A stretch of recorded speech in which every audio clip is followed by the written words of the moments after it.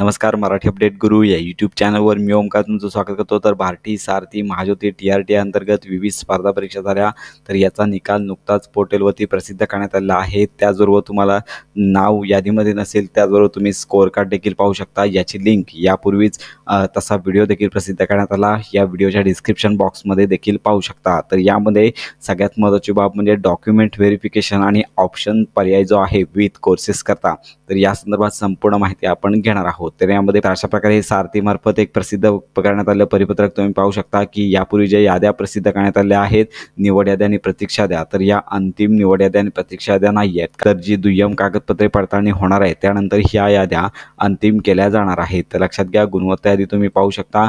तर यामध्ये गुणवत्ता यादी पाहून घेतल्यानंतर पाहू शकता की तुम्हाला यापूर्वी तुम्ही एकापेक्षा अधिक CET अंतर्गत विविध योजनांकरता अर्ज केला असाल, तर यामध्ये तुम्हाला फक्त एका स्पर्धा प्रशिक्षण उपक्रमाचा लाभ घेता येणार आहे। यामध्ये UPSC, CEC, MPSC, त्यानंतर मेन्स MPSC असेल किंवा MPSC, CJJD, त्यानंतर JMFC, त्यानंतर IBPS staff selection commission, non gadget, त्यानंतर UGC नेट किंवा MS सेट CETची तात्पुरती गुणवत्ता यादी यापूर्वी जाहीर करण्यात आलेली आहे। तर लक्षात घ्या, यापैकी कोणत्याही एका योजनेकरता तुम्हाला लाभ घेता येणार आहे आणि त्यासाठी तुम्हाला ऑप्शन देण्यासाठीचा फॉर्म उपलब्ध झाला आहे।